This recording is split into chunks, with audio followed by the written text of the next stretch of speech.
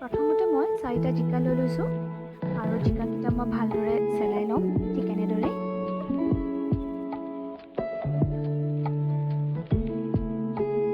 এতিয়া মই জিকাকেইটা কাটি ল'ম সৰু সৰুকৈ আৰু জিকা কাটোতে আপোনালোকে সাৱধান হ'ব লাগিব এটা কথা যে কেতিয়াবা জিকা তিতাও থাকে।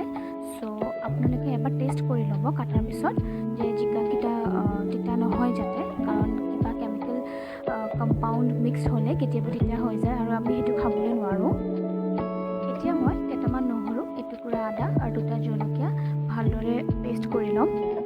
এইটো হাতেৰে পেষ্ট কৰিম এইটো পুৰাণত ঠিক এনেদৰে, বেছি মিহিকৈ নালাগে। এতিয়া মই কেৰাহীটো গৰম কৰি লৈছোঁ আৰু মাছখিনি আগতে ভাজি লৈছোঁ ভালদৰে।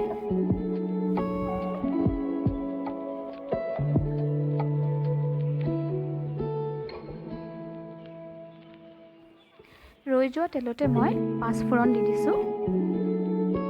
ইয়াত আমি পিঁয়াজ ব্যৱহাৰ নকৰোঁ এইটো জোল বনাওঁতে, কাৰণ মাছৰ যোনটো জিকাৰ জোল হয় অথেণ্টিক ডিছত পিঁয়াজ দিলে অকণমান গোন্ধটো বেলেগ হয়। চ' মই পিঁয়াজ ব্যৱহাৰ কৰা নাই, ডিৰেক্টলি মই জিকাখিনি দি দিম এতিয়া।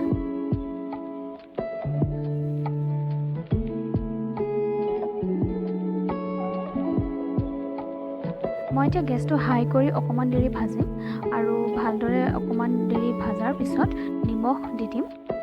এয়া দেখিছে, নিজৰ টেষ্ট হিচাপত আপুনি দিব পাৰে নিমখটো। তাৰপিছত আমি ইয়াতে অকণমান হালধি আৰু বেলেগ একো মছলা ব্যৱহাৰ নকৰোঁ। জিৰা পাউডাৰ অকণমান দিব পাৰি। এয়া মই অকণমান জিৰা পাউডাৰ দি দিছোঁ।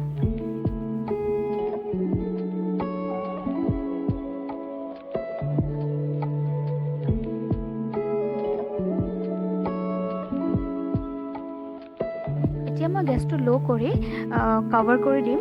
কভাৰ কৰি অকণমান দেৰি সিজিব দিম, যেতিয়ালৈ পানীটো একেবাৰে নোহোৱা হৈ যায় আৰু যেতিয়া তেলটো ওলাই আহে নিজে নিজে, তেতিয়ালৈ আমি এইটো বস্তু ভাজি থাকিম।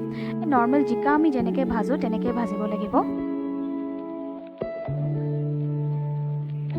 অকণমান পানী মই গৰম কৰি ৰেডি কৰি ৰাখিম, কাৰণ মাছৰ জোলতো পানী দিবই লাগিব। চ' পানী অকণমান গৰম কৰিছোঁ মই।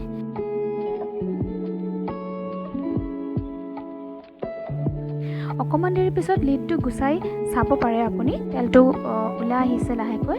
এতিয়া আপুনি গেছটো অলপ হাই কৰি পেলাই অকণমান দেৰি ভাজি থাকিব, তাৰপিছত পানী দি দিব পাৰিব।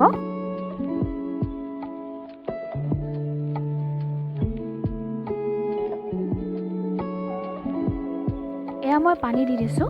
এতিয়া মই ভালদৰে বইল হ'ব দিম আৰু যোনটো পেষ্ট আমি ৰেডি ৰাখিছিলোঁ সেই পেষ্টত অকণমান পানী মিহলাই পেলাই আমি আঞ্জাখনত দি দিম। চাওকচোন মই কেনেকৈ কৰিছোঁ।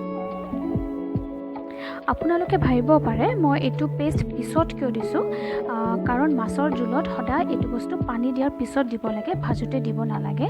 নহ'লে যোনটো অথেণ্টিক ডিছৰ গোন্ধ হয় সেইটো আমি নাপাওঁ। এতিয়া মই মাছকেইটুকুৰ দি দিলোঁ আৰু অকণমান দেৰি বইল হ'ব দিম। আৰু যেতিয়া গ্ৰেভিটো ঠিক হৈ যাব আমি তেতিয়া বন্ধ কৰি নমাই দিব পাৰিম। এয়া চাওকচোন কিমান ধুনীয়া জিকাৰ আঞ্জা বনালোঁ মই। চ' আপোনালোকেও ট্ৰাই কৰিব পাৰে।